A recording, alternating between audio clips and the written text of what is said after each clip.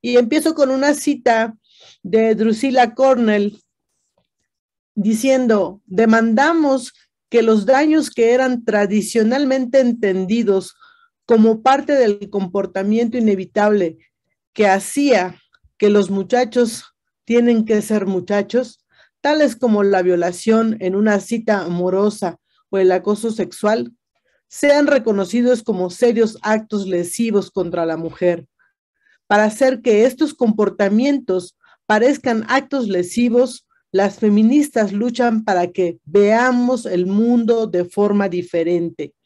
El debate sobre qué tipo de comportamiento constituye acoso sexual se vuelve sobre cómo el sistema legal ve a las mujeres y a los hombres, debido a que el feminismo convoca a que reimaginemos nuestra forma de vida de manera que podamos ver de otra forma. Él necesariamente involucra apelar a la ética, incluyendo el llamado para que modifiquemos nuestra sensibilidad moral. Nada es más conservador que la pornografía. En el artículo 21 de la Ley General de Acceso de las Mujeres a una Vida Libre de Violencia, se menciona que violencia feminicida es la forma extrema de violencia de género contra las mujeres, las adolescentes y las niñas, producto de la violación de sus derechos humanos y del ejercicio abusivo del poder, tanto en los ámbitos público y privado, que pueden conllevar impunidad social y del Estado. Se manifiesta a través de conductas de odio y discriminación que ponen en riesgo sus vidas o culminan en muertes violentas como el feminicidio, el suicidio y el homicidio, u otras formas de muertes evitables, y en conductas que afectan gravemente la integridad, la seguridad, la libertad personal y el libre desarrollo de las mujeres, las adolescentes y las niñas. En México son explotadas sexualmente entre 80 y 85,000 niñas y niños. Hace varios años se habla de que México ocupa el primer lugar en difusión de pornografía infantil y en el mundo.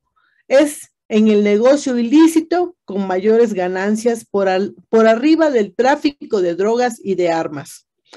En el diagnóstico más reciente del 2019 sobre la situación de las personas víctimas de trata, compartidos por la Comisión Nacional de los Derechos Humanos, se destaca que el 90% de las víctimas son mujeres.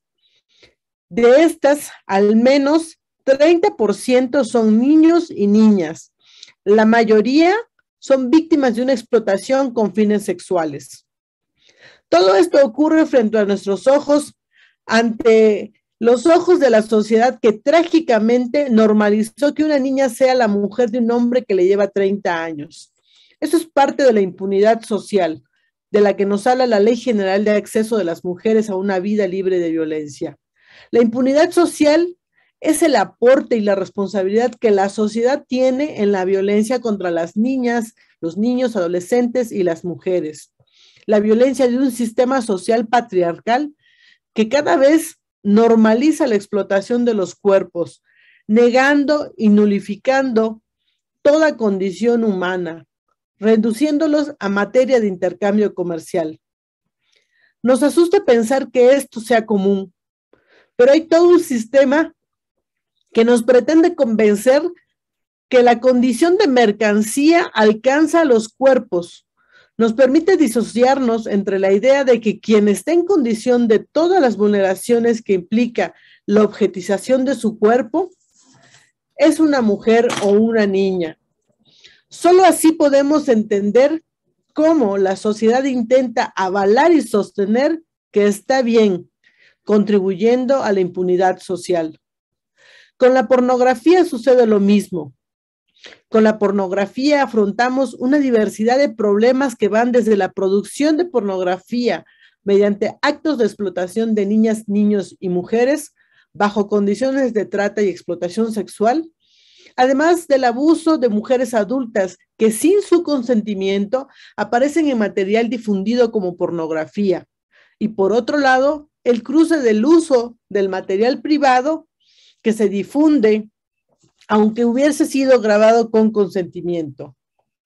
Si a esto sumamos que la pornografía es por sí misma o está basada en una estética de la violencia, es además una pedagogía aleccionadora del sexo, impuesta dentro del sistema patriarcal, tanto a las mujeres como a los hombres.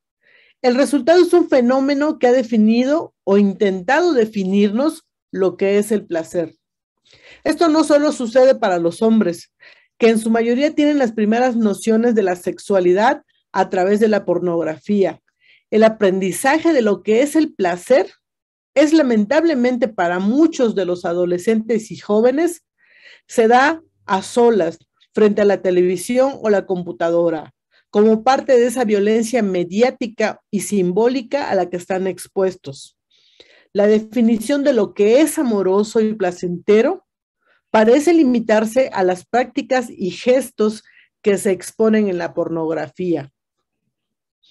La castración afectiva, porque así es como puede llamarse, de muchos de los hombres, empezó a limitar la expresión de lo amoroso a formas proclives a la violencia, a la cosificación y al utilitarismo, al desprecio por los cuerpos reales de las mujeres, a la inmediatez de un placer que responde exclusivamente al falo, pero también que alecciona a las mujeres a aprender que el gozo está relacionado con la violencia experimentada en el cuerpo, en la degradación o en la vulneración, pero también en cómo se vive esa violencia.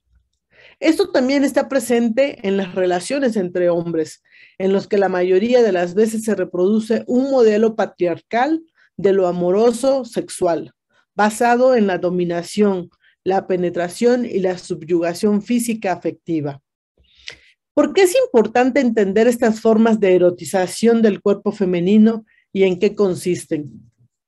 Por un lado, la erotización de la dominación que se representa en el cine, el arte, la moda e incluso en el amor romántico, en el que la mujer dominada es el ideal de la construcción social, como un sujeto pasivo que de esa forma y bajo circunstancias similares de dominada es como puede encontrar el placer, pero también se encuentra a sí misma.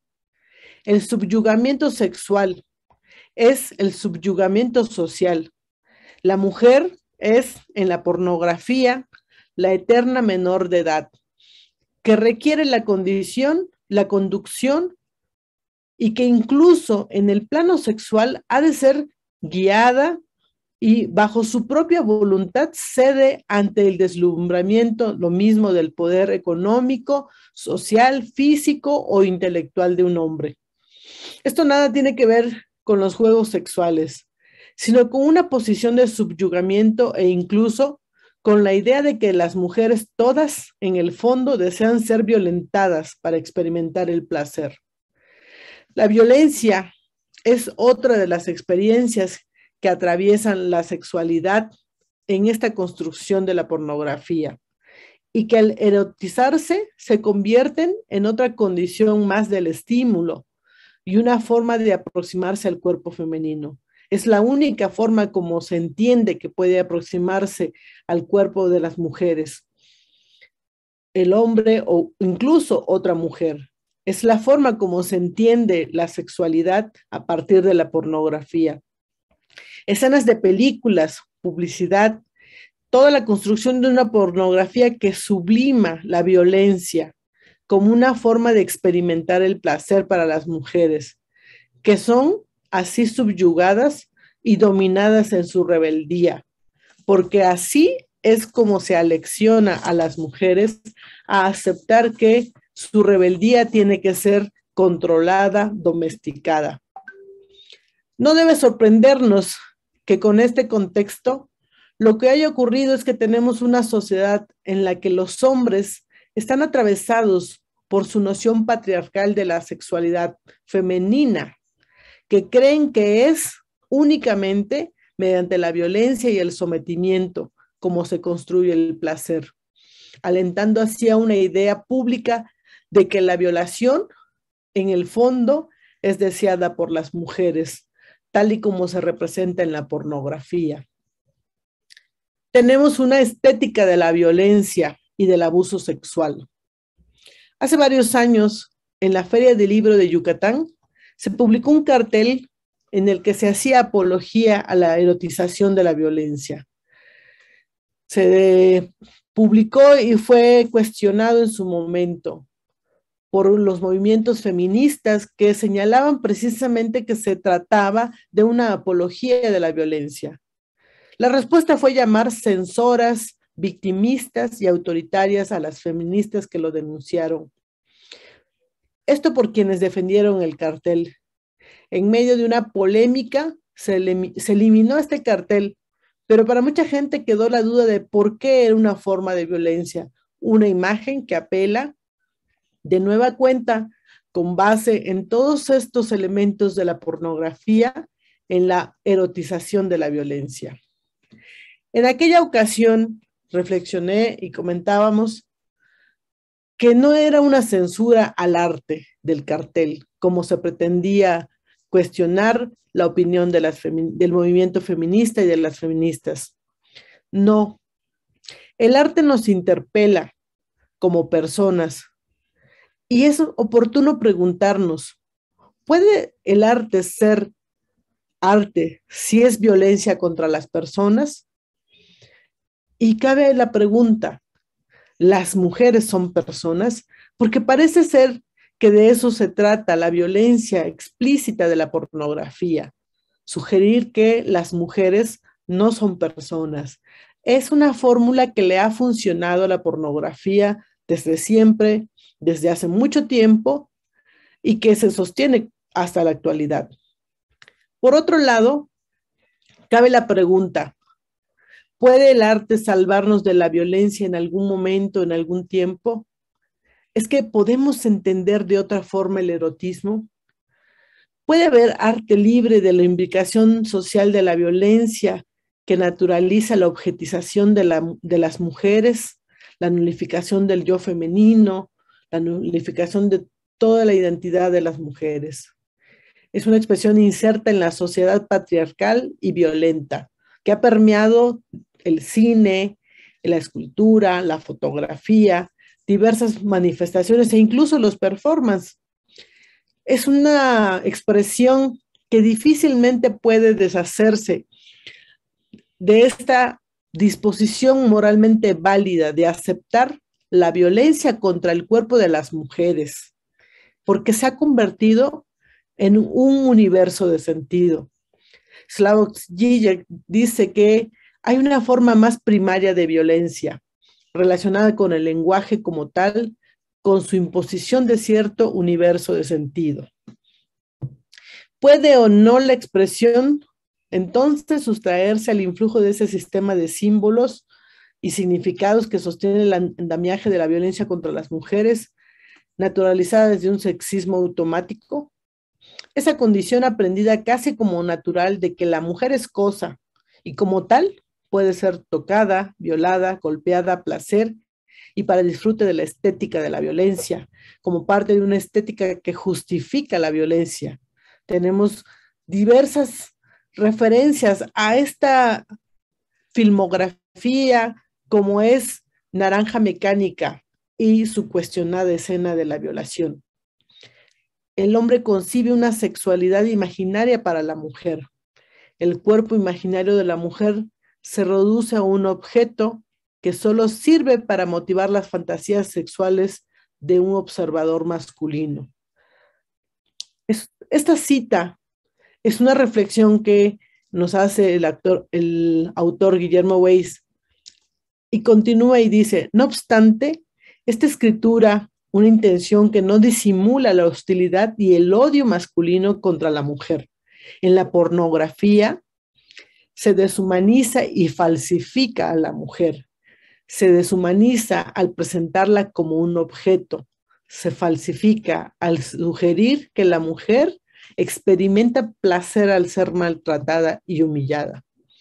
Este es el orden simbólico Es este ordenamiento de logos que construye el hombre Dios y que es para los otros, para las otras. Y ahí se sostiene la proyección de una sexualidad imaginada. De ahí que surja este mito que desafortunadamente en la realidad se traduce en gravísimos números de violencia contra las mujeres y las niñas. La creencia basada en la construcción del discurso y las narrativas de la pornografía de que las mujeres en el fondo desean ser violadas, el deseo de ser golpeadas, sodomizadas y que el colectivo sostiene como una verdad de lo que la mujer puede disfrutar, de lo que las mujeres realmente pueden vivir como placer. Es una verdad impuesta, pero que ha derivado en violencia en la realidad. Es una pedagogía que ha enseñado a los hombres a creer que solo existe el placer mediante la violencia. Este conjunto de comportamientos que son el pan de cada día es la argamasa que sustenta la estructura jerárquica del mundo. ¿Cómo podemos cambiar la noción del arte si las leyes no consideran delito la violación y otras actitudes sustentadas por la moral dominante? Porque lo que tenemos es una moral dominante patriarcal que rige y regula las conductas y que nos va a señalar las fronteras entre lo tolerable y lo intolerable. ¿Y quiénes son las mujeres que tienen que tolerar lo que parece intolerable? No debe sorprendernos que la pornografía resulte a final de cuentas el discurso más conservador, porque se basa precisamente en la creencia dicotómica de que las mujeres o son buenas o son malas y tienen que ser castigadas por ello. Pienso que cuando Drusilla Cornell nos convoca a modificar nuestra sensibilidad moral, se refiere a trastocar esa moral conservadora de siempre, esa moral que nos aleccionó a entender el placer de una forma violenta, a permitir la explotación de los cuerpos de las mujeres y otros cuerpos mediante la subyugación viril, porque solo concibe una masculinidad hegemónica, dominante, subyugadora, solo así se define lo que es ser hombre, esta moral conservadora. Esa moral conservadora que normaliza que las mujeres sean explotadas y sus cuerpos sean mercancía para el consumo y disfrute, como fue antes y como ha sido siempre y como pretende que continúe, porque las que están mal son las que se atreven a plantear que las mujeres somos dueñas de nuestros propios cuerpos y que tenemos libertad para decidir y poner un alto histórico a la violencia que se ejerce sobre los cuerpos de las mujeres a través de la violación, la pornografía, la prostitución y otras formas de explotación sexual. En la Ley General para prevenir, sancionar y erradicar los delitos en materia de trata de personas y para la protección y asistencia a las víctimas de estos delitos, en el artículo 13 se señala que deben ser sancionados con penas de 15 a 30 años de prisión y 1,000 a 30,000 días de multa al que se beneficie de la explotación de una o más personas a través de la prostitución, la pornografía, las exhibiciones públicas o privadas del orden sexual, el turismo sexual o cualquier otra actividad sexual remuneradas mediante el engaño, la violencia física o moral, el abuso de poder, el aprovechamiento de una situación de vulnerabilidad que cause daño grave o amenaza de daño grave, o con la amenaza de denunciarla ante autoridades respecto a su situación migratoria en el país, o cualquier otro abuso de la utilización de la ley o procedimientos legales que provoque que el sujeto pasivo se someta a las exigencias del activo. Pienso que mientras la pornografía reproduzca un discurso de violencia y exprese formas violentas, en todo momento hay violencia y supone una imposibilidad de una pornografía lejana a cualquier forma de violencia contra las mujeres. El arte, los artistas, pueden sostener o creer que pueden crear un orden simbólico diferente.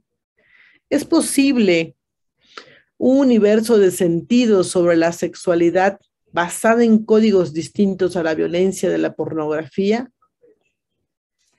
¿La pornografía puede ser legal?